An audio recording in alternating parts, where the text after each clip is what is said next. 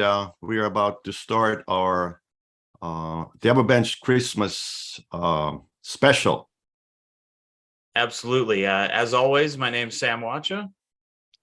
And I'm Risto, or Christopher Rice. That's a very nice Finnish. That's a very typical, Risto is a very typical Finnish name. By the way, my son is Christopher also, so he's also Risto. So anyway, so let's start talking about the Christmas traditions. Yeah. So in today's conversation, I think today we're going to be talking a little bit about the holidays. Obviously, they're right around the corner here. If you're listening to this, hopefully it's before Christmas, and happy holidays, everybody listening. But we're going to be talking with Risto and Eero here today about, some different holiday practices and traditions, and what brings people together for the holidays around Sauna. It's kind of interesting how we take this approach to talk about the Christmas or holiday tradition and why sauna is involved, and I feel that there's a lot of people who miss the spirituality part of the sauna. We've been talking about that before, but it truly is a major ingredient. I said before, I moved to the US at the age of 39. So for the first 39 years, I was celebrating. In our case, back in the day, Finland was like 97% Lutheran. So it's like it was pretty, similar type of holiday celebrations going on. And from as long as I can remember, sauna was always part of our Christmas celebration. And so what did that look like for you, Eero? I've heard many times from Finns that, around Christmas time, I see lots of posts in the online forums that they're taking their Christmas sauna. And so I'm just curious, what's the difference between a Christmas sauna versus a sauna any other time of the year? Well, first of all, it's kind of an interesting thing because back in the day, I still to this day, in Finland, the Christmas celebration is pretty much concentrated on the Christmas Eve, unlike here. So you also get the presents on Christmas late in Christmas Eve evening, and so it's a very, very busy day, and it almost always, as far as I can recall, the celebration part of the day started with some type of sauna bathing. So that's kind of the starting point. And we didn't, my parents were not that, they were churchgoers, but that was not the central part of what we did. But the kind of the spiritual part of the celebration, like I said, started with the sauna, and then evolved, with maybe parents having, a drink or two, and then the Christmas Eve dinner, and after that, the presents. But so the first, what I remember, was it was in the early 1960s in a town called Turku in Finland, and we used to live in a very nice apartment house, and it had a backyard sauna, and that was where everything started. When we got older, we were very fortunate. Actually, we moved to Helsinki at some point, and the same thing. The apartment building had a nice sauna in like a street level, or a little bit down below in the basement, kind of a sauna, but it was very nice. We sauna bathed there, but when things evolved, my dad was pretty successful in his career, so we actually had access to this penthouse sauna, and on Christmas Eve you had a choice whether you went to the church before the Christmas meal or you went sauna bathing.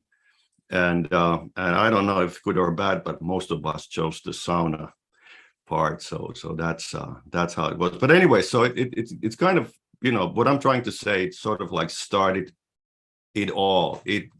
brought you to the feeling of Christmas. That sauna. It was not, in our case, there was nothing like very special of the sauna sessions per se. It was pretty much the same, but it was festive, and we had snacks, afterwards, and again, if parents decided to have a drink, whatnot, beer, juice and whatever. But that was basically it. So it was a central part of the celebration. So I think most Americans would be, just hearing sauna being part of, or sauna being part of a Christmas tradition, it just ring weird to our ears. But the way that you're describing it, like this communal, you're there with the family members, talking, relaxing, you're not in a hurry, and then eating afterwards. I mean, we relate that to Christmas for sure. Yeah. It was definitely, it was about the family. It might end up, I had back in the day, unfortunately, one of my siblings, my oldest brother, has deceased, but we were four sons altogether, so four boys, and that was maybe one of the reasons why we didn't go to church, because we were too wild when we were kids. But anyway, so it was the family together. Sometimes it was only our dad and the four boys. Sometimes mom came along, but between the rounds, and we were together at the common area, and having fun. But it's definitely, it was family centric. The whole point was the togetherness and enjoying the holy lol, so to speak. Oh, that sounds great. I mean, it in the back of my mind, I was kind of thinking, like, maybe where does this relate to, maybe North American, traditions or anything like that. And the first thing I kind of thought of was, I know some families or some groups, especially around Thanksgiving, they'll get together and play a game of football, or they'll do some activity, right? Where that might seem a little odd, outside the States, especially in, non-Americanized football countries. But no, I love it. Eero, what would you suggest? I mean, around, the sessions or the setup, is this a normal sauna session and you're treating it like that? Or are there any particular care given to maybe youngsters and elderly coming in for a while that maybe aren't as used to sauna? Well, I'll before I answer the question, I'm going to scroll back a little, because you mentioned Thanksgiving, and it's very important here in North America to understand that if you take the religious part away from that celebration, if you can do that, our Christmas is very much like your Thanksgiving. So it's the same like families come together for Christmas. Obviously they do that. We do that here too, but it's very much like that. I would say that now to answer your question, I would say that it was not that much different than any standard, if you can call that, sauna bathing session, but they were like, I don't know if it's a good thing, but we didn't like try to save any money on Christmas. So it's just like, it's like you had everything in abundance. You had the best ever. So it was a treat in many different ways. But I would say that not the sauna per se, the sauna bathing part per se was pretty much the same. Of course, there were decorations and stuff like that. So that made it, even, and obviously I'm talking about because of, we had a summer place. We had a very nice back in the day. Unfortunately, I don't have one now, but we never spent our Christmases at that place. And of course, it makes it like many people who do spend time at their summer cottages, because summer cottages in Finland are like they are everywhere like saunas, because if you have obviously have some countries, you also have a sauna there somewhere. Almost each and every person has one. But anyway, so that makes if you are in the countryside during Christmas, there's a good chance, at least back in the day before the global warming, it was a good chance that it was a white Christmas, and the Christmas sauna was also almost magical, with all the stars and everything. It was dark, the sauna lights, and again, wreaths, decorations, little elves maybe somewhere, but that takes it, obviously, in a spiritual way, it takes it to a totally whole new level. But I did not experience that when I was growing up. So we were almost always based out of a city.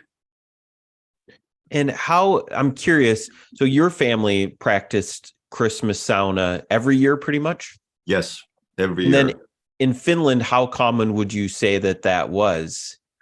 Is it half of the people, 3/4? I can only throw a wild guess. I would say half to 3/4 of people do that. I would say maybe, not even for Finnish population. Not everyone, loves to sauna per se, but as we all three know, those who do are passionate about it. So, but it would be pretty common in Finland. Yeah, I would say that I would say it's pretty common. I would say it's pretty common, and that's kind of it's like you have all you feel that the Christmas celebration is not it's not a whole before you have that that thermal therapy element to it. The contrast, the cold and the hot, that combination. So it elevates you to to that stage of celebration, so you're sort of like ready for I don't know if you can if there's an equivalent to the Thanksgiving football game, but I don't know where that elevates you, but anyway, so there's definitely a spiritual element to it. And then Sam, what about you? You and I are relatively new to sauna. Do you have any sauna practices or traditions around Christmas time? Well, I think, especially this year for me is going to be a little bit different because I'm still under construction on my new sauna. So I think my Christmas tradition this year will be working on a sauna instead of enjoying one. But in years past, it's nice, usually during this time of the year, I've got a couple days off. I try to get at least 1 or 2 afternoons just dedicated to really nice long sauna sessions, nice rotation. Where maybe I'm grilling, maybe I'm got something else, a project I'm working on or something. But it's usually a half a day affair. And to me, I think this is a great time of year for sauna, not because it's just cold, but these are always great times for just reflection and just kind of giving thanks. I mean, if you're sitting in a sauna on a cold day, you've got something to be thankful for. So I think that's always good. And what better place than in a sauna to really sit and reflect on the last year and plan ahead for the next. That's so well said. It fits together with the season and that space, that things slow down, around Christmas time and the end of the year. I kind of do a little audit at the end of the year. What went well? What didn't go so well? What do I want to do? What do I want to do better? But I think I do that a lot in every sauna session that I have. Kind of that what's going well and what's not. But and listening to your body as well as not just your personal life outside of the sauna. It's very interesting how these traditions, how they evolve when you go from country to country, and I was just gonna say that unfortunately we can't go, but me and my wife were invited to this winter solstice sauna actually today, and unfortunately we have to go into the city. I live close to New York, so I'm going to be in Manhattan in about an hour and a half.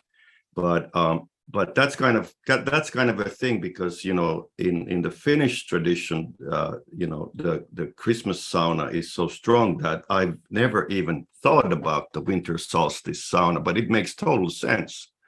So whatever your religion is, whatever you believe in, whatever you do, but there's that spiritual element that comes either from the Christmas or the winter solstice or whatever you prefer.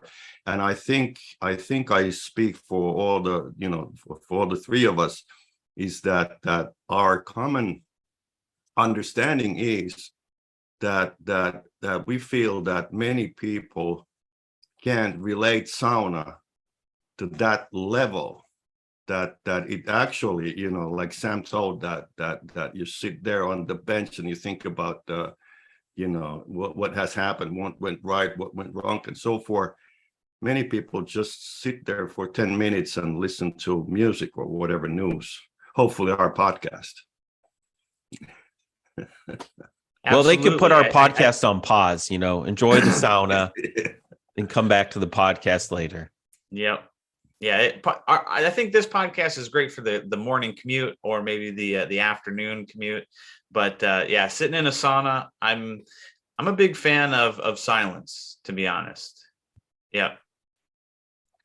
Well, Eero, that's been super informative. Thanks for sharing your Finnish perspective. And how do you wish people Merry Christmas in Finnish? It's almost, it's funny because it comes close.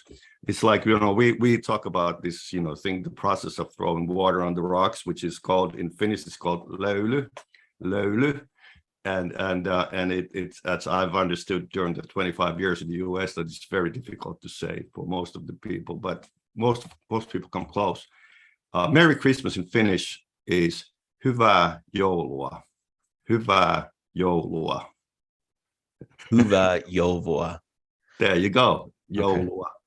Okay. Yes. Perfect. Yes. And I am going to do all my Finnish friends and listeners a favor by not trying to say that.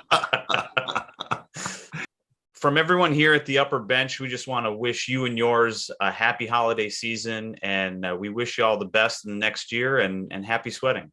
Thanks for listening, and I hope you have a chance to have a great sauna during your vacation time at the end of the year, and we'll stay in touch this new year. We truly wish that there's going to be a lot of people learning to sauna bait also beyond their local gyms and their basements. Well, there's nothing wrong with that either, but getting to that next level where you can feel and you can sort of succumb to that spirituality that we were talking about. So also on my behalf, I wish you all a great hyvää joulua and a happy new year. We'll be seeing you guys, and you will be hearing from us soon. Thank you. Thank you all.